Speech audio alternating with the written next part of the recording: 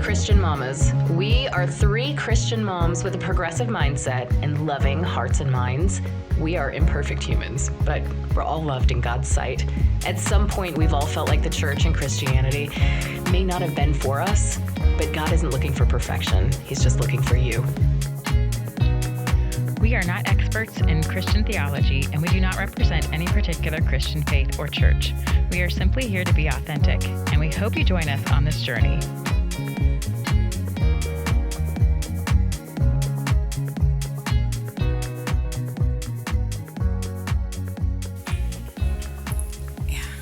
Welcome back to Messy Christian Mamas. This is Kendra. This is Kaylee. And this is Ashley. And thank you for joining us. Ashley, the reflection on your phone, I thought was a fly that was flying around. I was like, oh, what's happening? So Ashley has another special treat for us this week. Ashley, tell us all about it. Okay, so this one is about silence and worship. Okay. This is one for the introverts. Love it! So we're going to start off by listening to a song by John Cage called 4 minutes and 33 seconds. I thought you were going to start off with a moment of silence. And I would be like, well, wait. Go to the bathroom. Wait, what do you know about John Cage's 4 minutes and 33 seconds? Is it 4 minutes and 33 seconds of silence? Yes, it is. Oh, that's a long time. It really is. So John Cage was like a 21st century composer. He was like experimental. He did this thing called prepared piano where he put like random things inside the strings of a piano. Like he's just a weird out there kind of guy. Called what piano? Prepared piano. Oh, I thought it was like just like something about like pears. No, like he would put like I don't know, like screws and bolts and like scissors and like random stuff inside a piano and then like to manipulate the sound. That sounds like everyone who plays pianos is going, oh, that sounds like an awful piano. Pianos are expensive. So yeah, he's just sort of an out there guy. But this piece he did, 4 minutes and 33 seconds. It's kind of cool because the philosophy behind it is that all the sounds that are happening at that concert hall, so like a car goes by or somebody coughs or the air conditioning turns on, all the sounds are part of the performance. It's part of the show. Mm-hmm. And that every show is different and it's just like being attuned to like the music that happens in everyday life. That's cool. It is very cool. So I try to see my all my like musical performances this way, and kind of life too. Not like whatever happens, but it's supposed to happen, and it's supposed to be just like a beautiful part of the show. Okay, so I have a couple questions for you guys.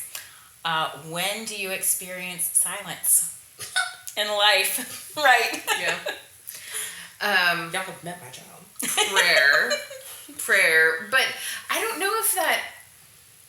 know how much that counts. Like, I feel like that counts. Meditation is so different from prayer because meditation, right, is the discipline of trying to clear your mind and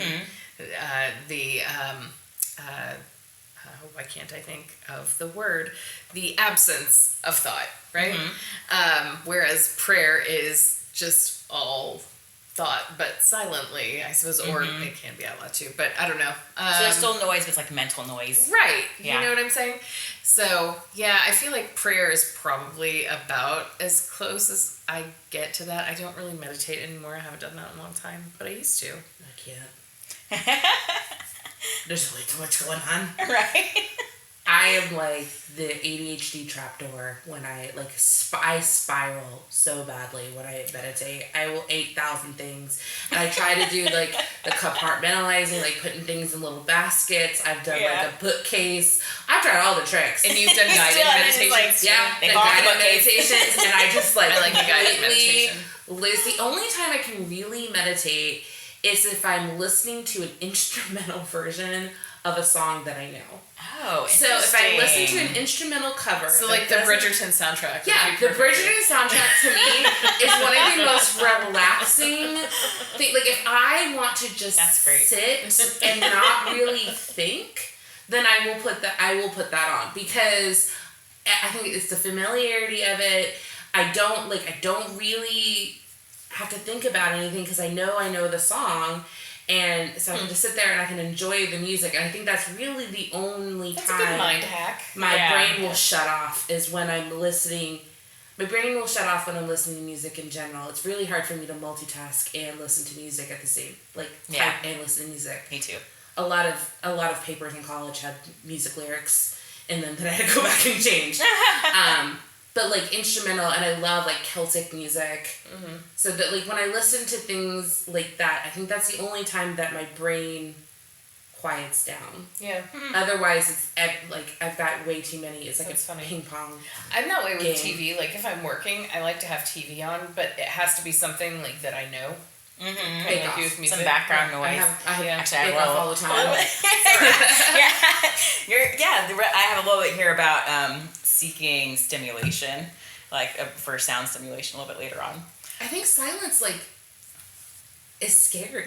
To me, And that's my next like, question. How does it make you feel? Yeah, I think it's scary. Especially, well, as a mom, silence of young children, silence is Yeah, really that's scary. true. You're like, why are they being so quiet? Yeah, like what has happened? They've killed themselves. They've killed someone else. Like what is going on? They've buried themselves underneath something. And then because then the Or older they're they something get, like exactly, they're getting something. They're Getting into stuffing something. something in their face, like so they can't talk.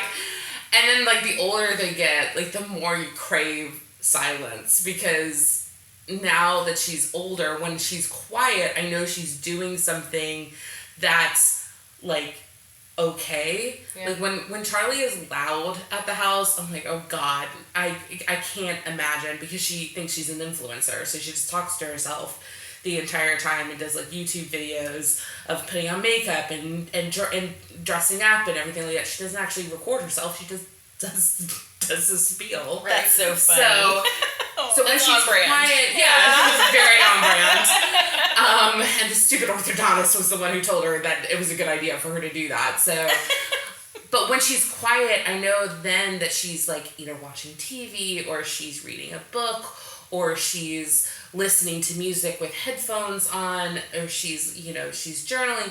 So now silence is a good thing unless she's outside in the pool, and then I get nervous. So we do have a sound check for the pool because she is allowed to go out into the pool by herself. She's 10. She's had professional swimming lessons, so she's a fantastic swimmer.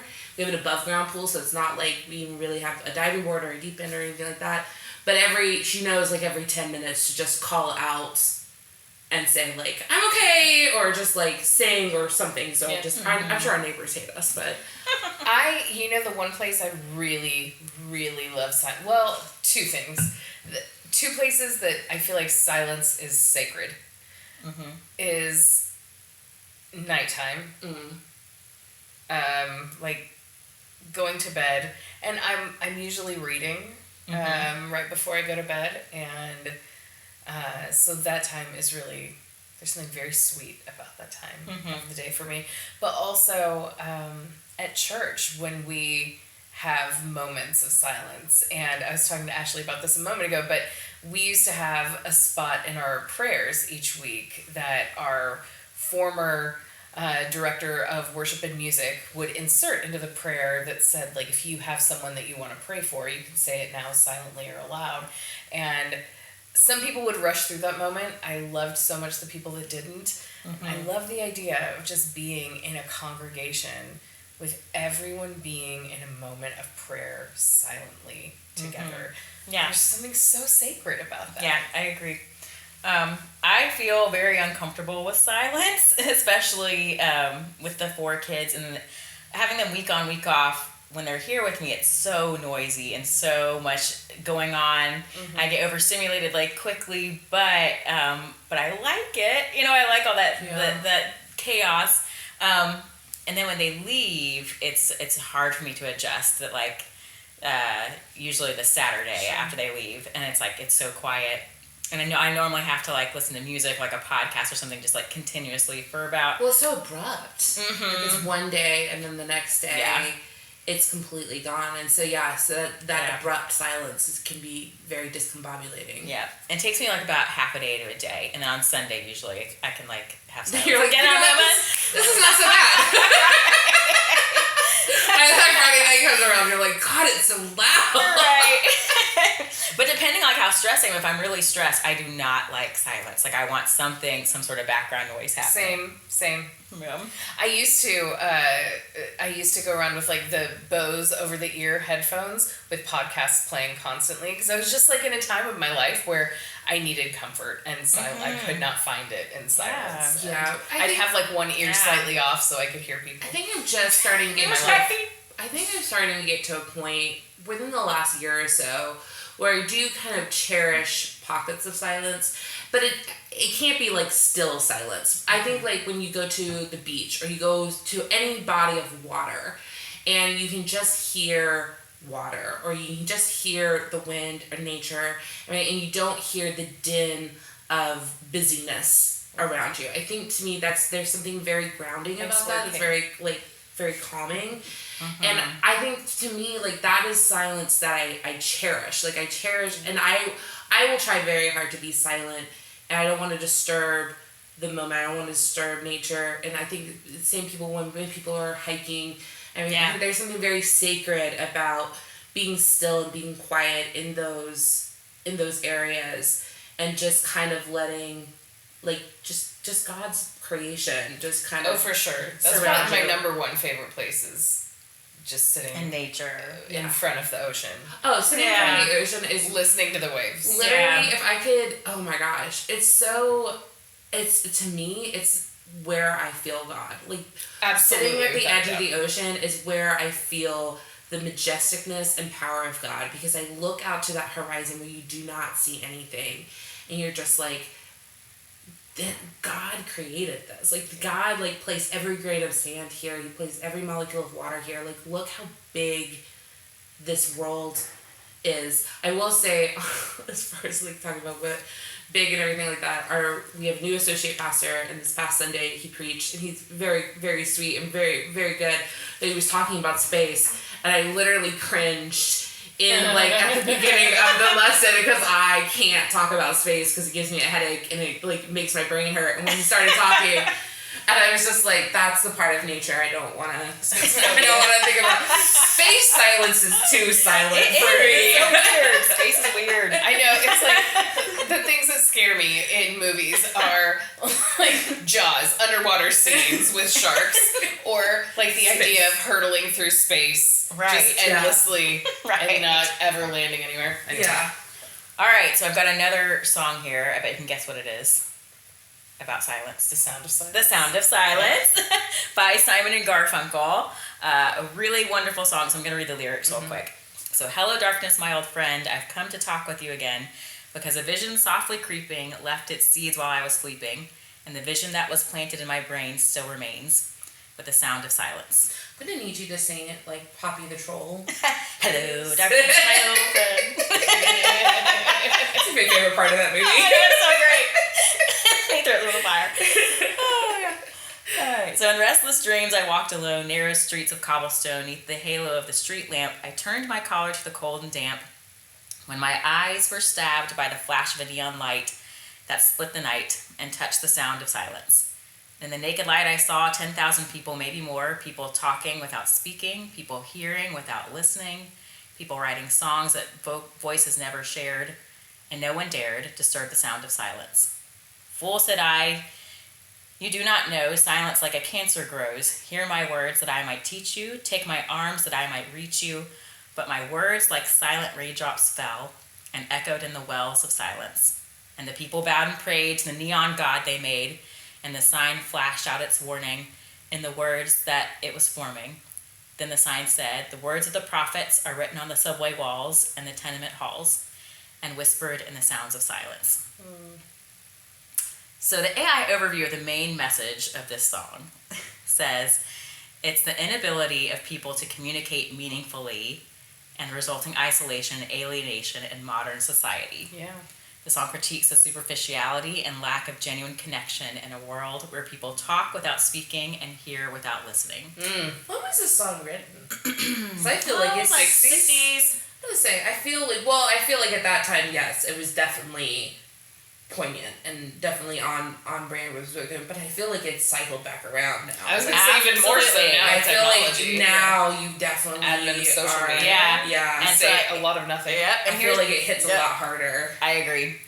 So a little bit more of a breakdown. So the communication breakdown. The lyrics highlight the disconnect between people where words are spoken but true understanding is absent. Applicable to today. The song criticizes the superficiality and materialistic values that contribute to this breakdown in communication. Isolation and loneliness. The sound of silence represents not just the absence of noise, but also the emptiness and isolation caused by the inability to connect with others. Lost connections. The song explores the idea that people are becoming more disconnected even while surrounded by others, and how the silence can be oppressive and prevent meaningful change. God, that's social media right there. It is interesting though, because we have blamed, like in a post-COVID world, we blame like these COVID kids. We say that part of why they might have trouble adjusting socially is because they didn't have that social time being around other kids.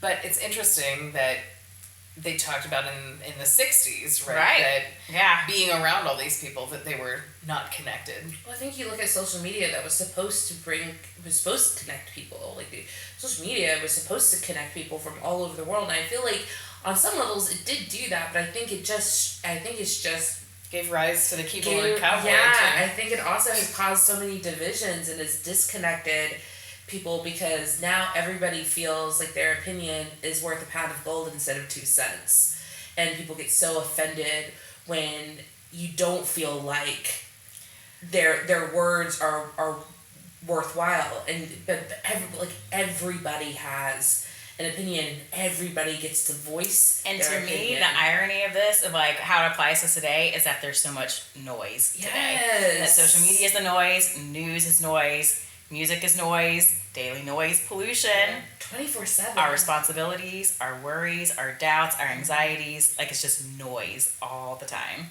So it's just the opposite of silence, right? Yeah.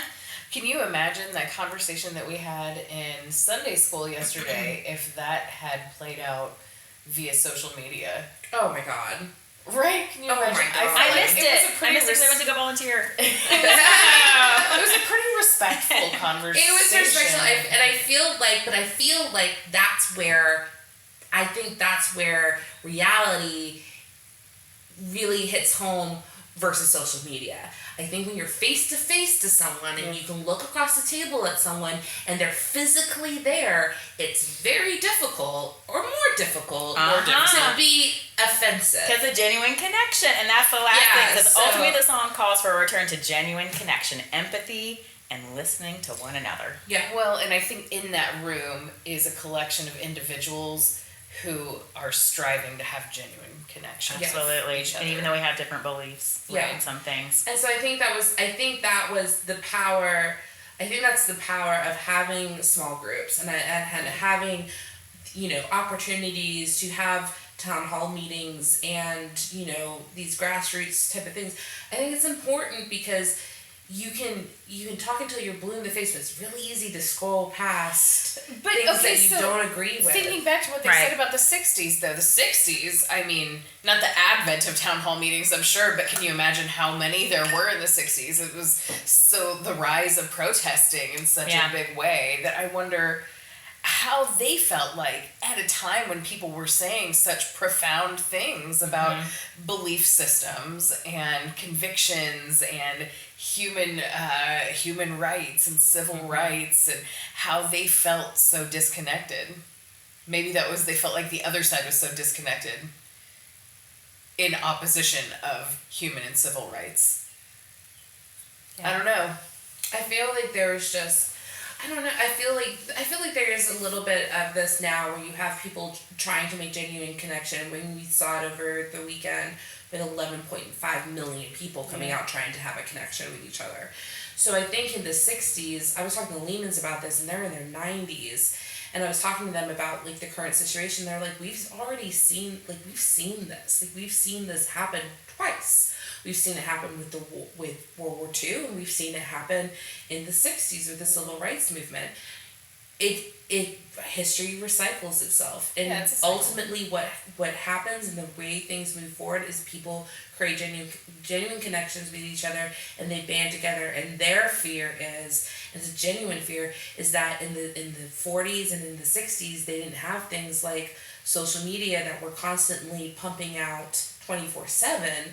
The news cycle. You had propaganda noise. and Right. everything, but you didn't necessarily have 24/7 exposure to it, where people did still have neighbors.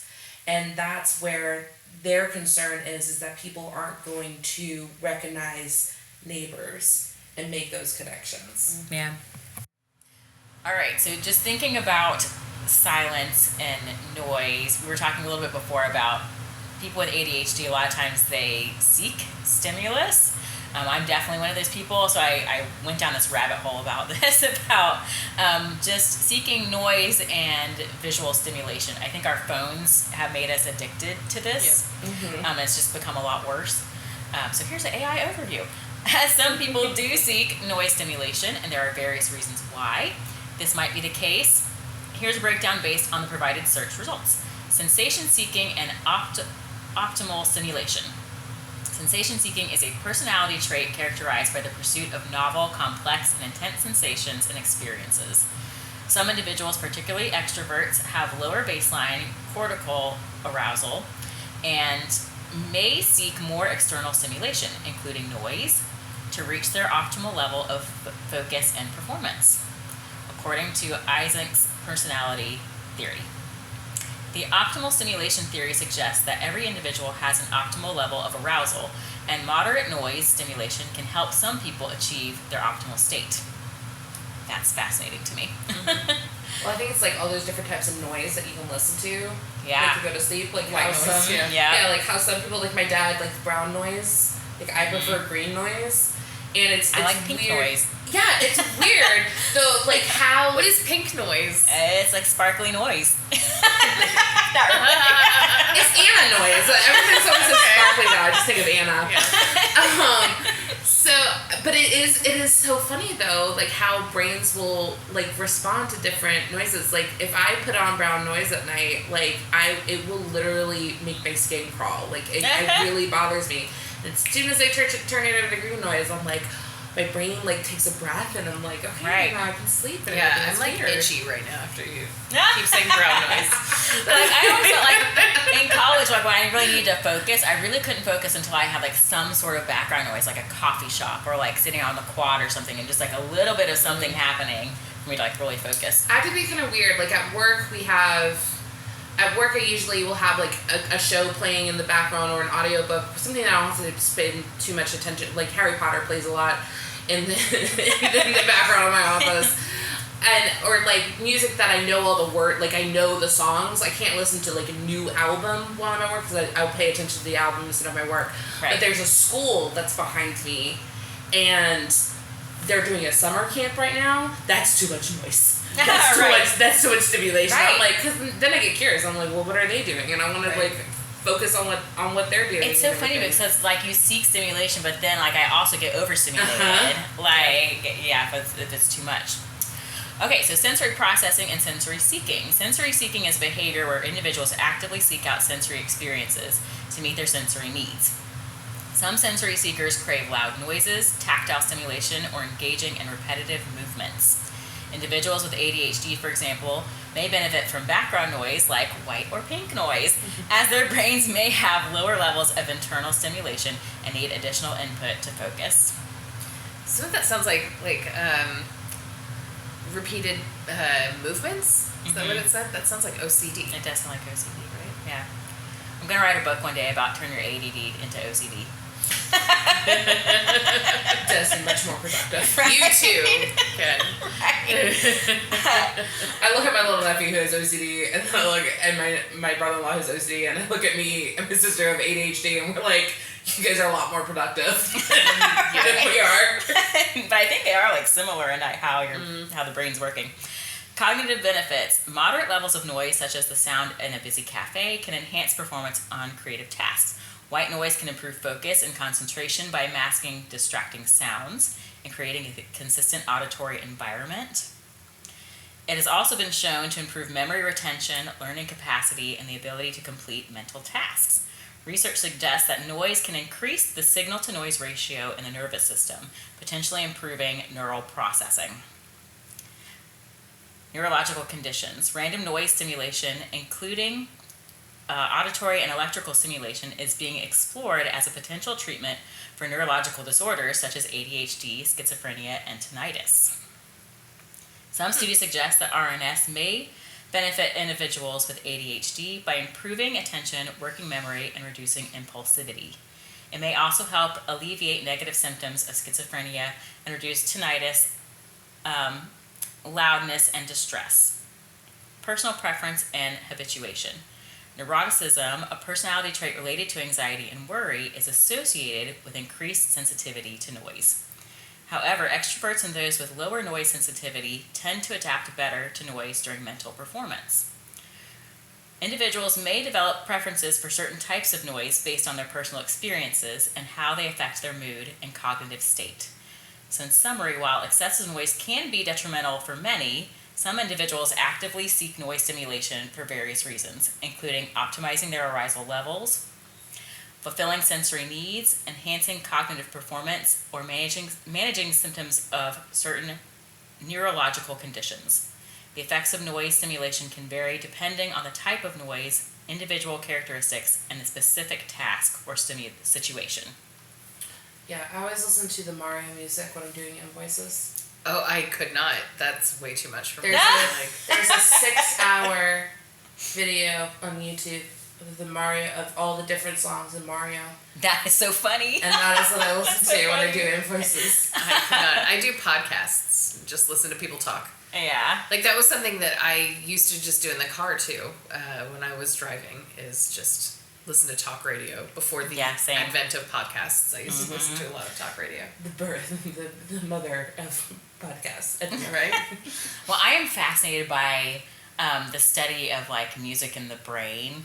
If you've ever read the book, This Is Your Brain on Music, it talks a lot about studies that have happened. It's an older book now, but it's just fascinating to me. Well, it's way too stimulating for me. Music is? Yeah, like, I can't have it as Alzheimer's background noise in any way, shape, or form. Well, they said, I mean, with introverts, like, it can be too much. So that makes sense. For me, like, I think silence, my brain is too loud for silence. I can't do silence either, but And people talking, whether it's podcast or like a TV show, is what I have to have on. I get so distracted by people talking. So interesting. Right. I can listen to it in the car. Like, I'm okay in the car. And I'm okay if I've already, like Harry Potter, I've already read that book, so I'm good. I don't have to pay attention to all the details. So I can listen to that at work. But, like, anytime I try to listen to something, like, new, Well, I immediately get distracted. I grew up with a single mom, and she was working like a million jobs all the time, and I was always home alone from a very young age, and so it was scary. And so I always had the TV on. So it's like a source of comfort for me. That makes sense. So I think silence can be powerful. Very. Yeah, and I came up with 3 ways that I think it's most powerful: in music, in speech, and in worship. So silence and music. So when I'm teaching kids about improvising and composing, a lot of times they'll automatically just start putting notes. And I'm like, hey, where's the silence? That, like, when you put silence in music, it really changes it. Really punctuates something. It does. So they're going with that. Charlie heard the song Goodbye Earl for the first time this weekend. And you know that part that says, like, we need a break. It cuts. Yeah. And she was like, it's a song, and then it starts, and she goes, oh no, it's not over. Okay. So when you saw, I was like, oh yeah, it does have a bigger effect. Right. So silence is a crucial element in music, acting not as an absence of sound, but as a powerful tool that shapes the listening experience and enhances the emotional impact of music. It can create contrast, build anticipation, emphasize specific musical elements, and even define different sections of a piece. Yeah. Do you have any other thoughts about silence in music? I'm going to say, since Kendra? you're musical. Yeah. I think it's also like a tool to manipulate the listener sometimes. That and speech. Well, like what she just said, like that moment in Goodbye Earl where Charlotte thought it was, and was like, oh, whoa, that was unexpected. Yeah. You know? Right. No. Surprise and delight, maybe, versus manipulate is a better way to say it. Yeah, I think when you get to speech, I think that's where your manipulation You're is. right. Long pauses are going to be your manipulators. So I was just thinking, I was like, in life, I'm listening to like political speeches or sermons or even just in conversations with people. Sometimes there'll be a long, long pause. And it really makes you like pay attention more, right? Mm-hmm. So silence in speech is often in the form of strategic pauses is a powerful tool that can significantly enhance a speaker's impact. It allows the audience to process information, creates emphasis on key points, and adds a sense of drama and control to the presentation. By strategically using silence, speakers can become more engaging, persuasive, and memorable. I think it also depends on the speaker, though. Yeah, they use it too much. When Maya Angelou pauses, I'm like, what is she going to say? Because this is Maya Angelou. Yeah. When, like, other people pause, I immediately, like, especially if I'm not vested anyway, then I'm like, oh, okay, you want me to be distracted. Cool. I don't listen to the rest of the speech. We're good. I had a boss, in a professional setting, I tend to pause a lot when I'm talking because I'm really trying to think about the words, what I want to say, mm-hmm. you know? So I say what I mean instead of just verbal diarrhea, you know? And my old boss used to tell others that he thought I was very political because of that. Because I was so considered about what I would say. And I was like, dude, that is trauma. Right. That's not politics. Conscientious. What's Yeah, you know? That's because I want to make sure I'm heard for I want to make sure I'm articulating how I actually feel about something. Yeah. Some people need to take pauses when they speak. Right? Yeah. Rude. It's rude, right? I wasn't looking at you directly for that one. Thinking more about my own child than some other people that we're exposed to on a daily basis. I think sometimes, people like the sound of their own voice. And so where there should be a pause, there should be silence. People tend to fill it. I'm sure people think that way about myself and my entire family.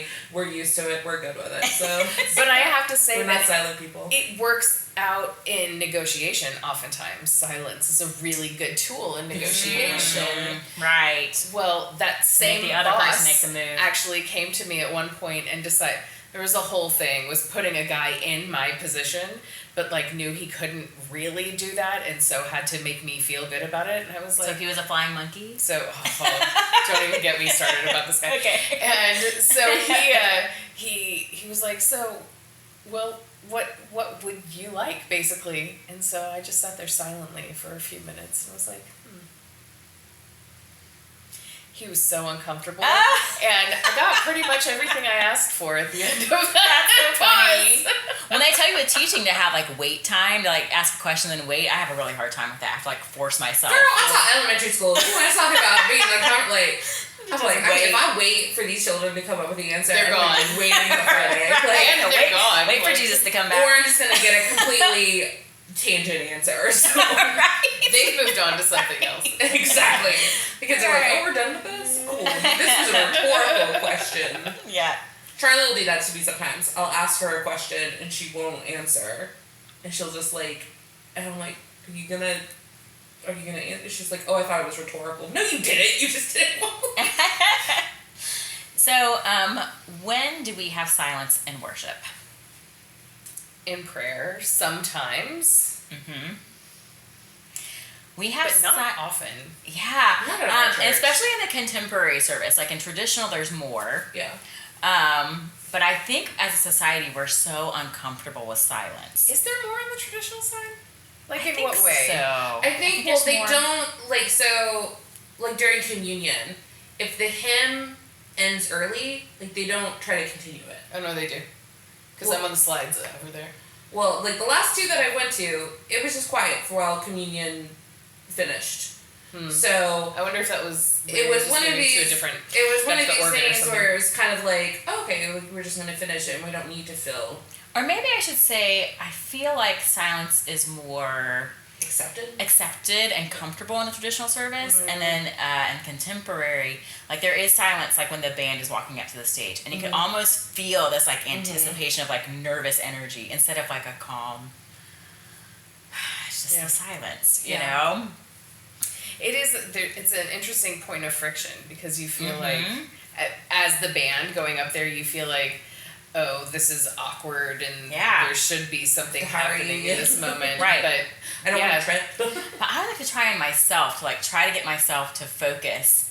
When there are those times of silence, to embrace that silence, and not feel worry and anticipation and nervousness in that time. I will say this is one of the few churches I've been to where it isn't silent. It doesn't seem there is any pockets of silence, because I've gone to churches during the offering, there's no hymn music or music, it's just a silent offering. During prayer, it's a silent prayer. During communion, it's silent communion. The Methodist church I went to when I was growing up, during communion and during offering, there was nothing. It was silent. And it was, uncomfortable as a kid, but I'm wondering, how I would feel as an adult. a few years ago, in Being contemporary, quiet. there wasn't music during communion or offering. Yeah, and I don't think it's a bad It was actually thing. your brother. Was Me too. I think I said it too, but I don't know if it's a bad thing that we took away we silence. need to have music there. Yeah, I don't know. I think it's I think it's an opportunity to insert music and people go to contemporary service for the music. They don't go to contemporary service for unless their kid is in Sunday school and that's There's no other reason because it's the same service. It's the exact same sermon. Yeah. So there is no other reason other than if your kid is in Sunday school and you don't feel like going to the 11 o'clock service after they're done with Sunday school, which makes sense. So people are going. So I understand in contemporary service you're going to insert music as much as humanly possible because that is what the people are there for, and that is what the people want, and they do a great job of filling it. I think in a traditional service you can get away with that silence a lot more because people aren't expecting the choir to sing every single. They're expecting. Yeah. They have to stand silence, up. They have to stand up every single time they sing a hymn, and so they're we're okay not having to sing. we can sit down. I feel like the pace is a lot different. It is. There. Yeah. Yeah.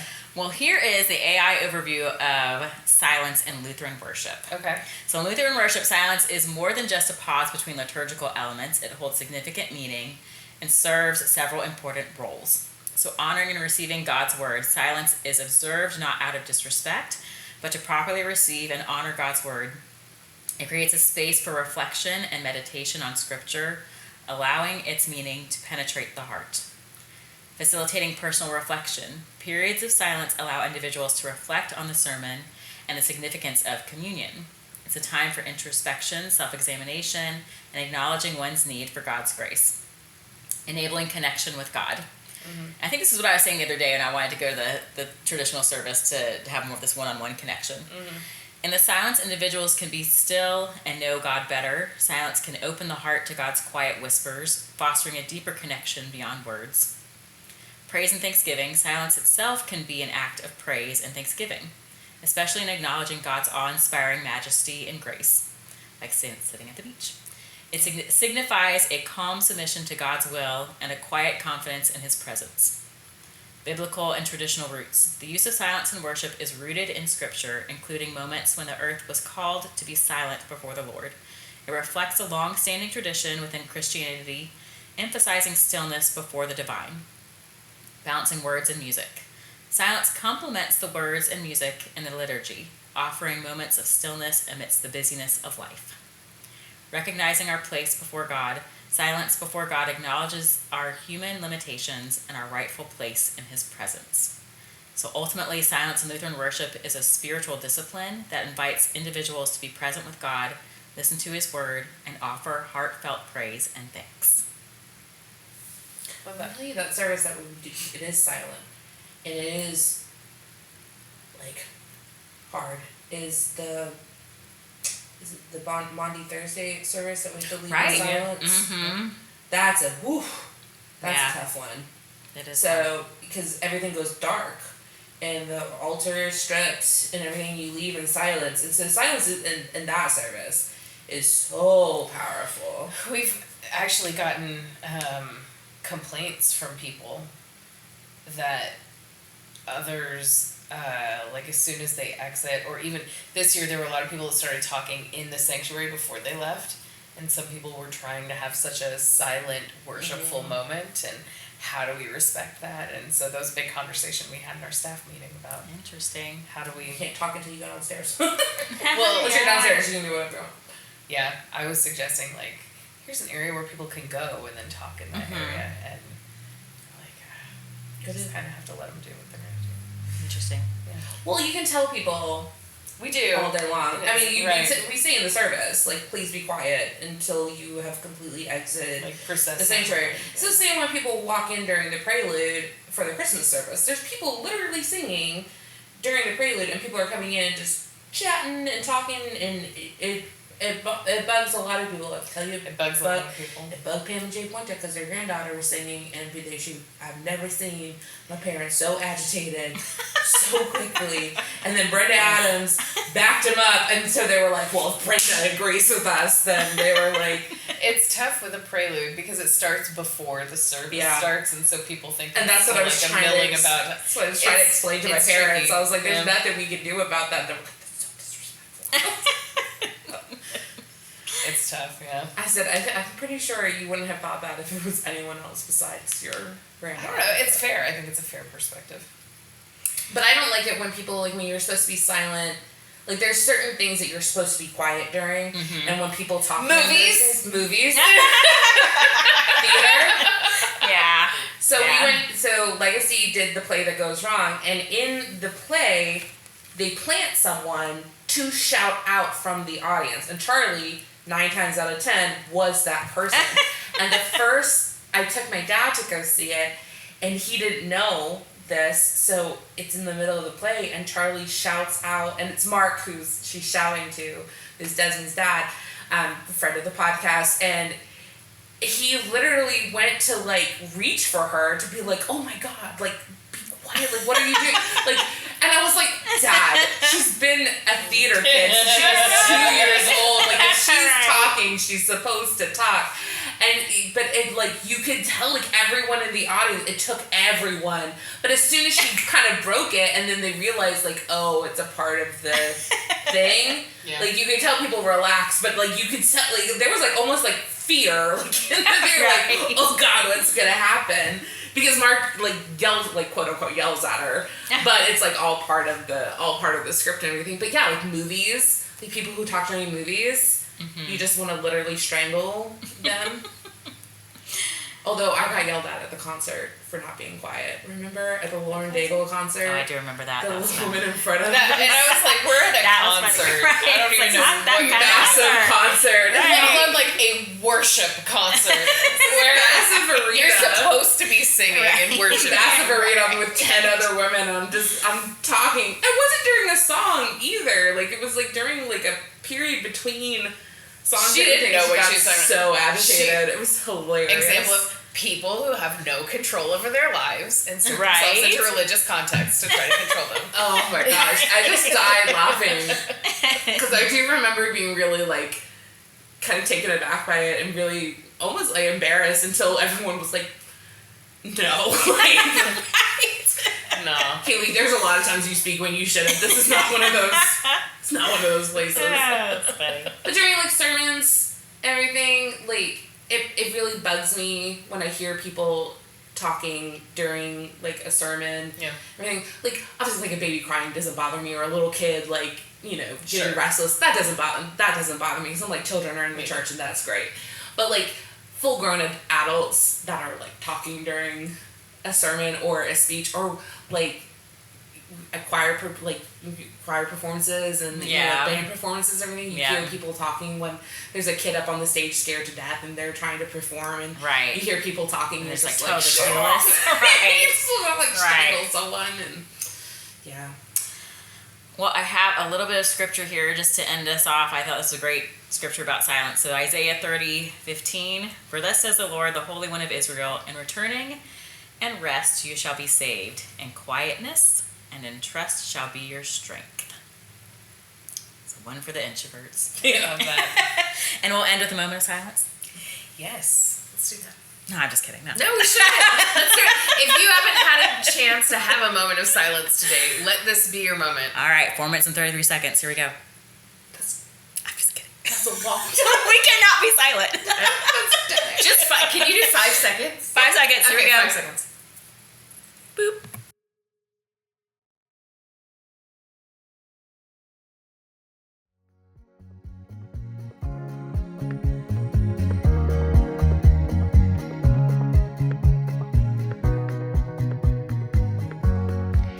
Thank you for listening to this episode of Messy Christian Mamas. You can find us on YouTube, Spotify, Facebook, and Instagram. Until next time, embrace the mess, share the love, and shine your light bright, my friends.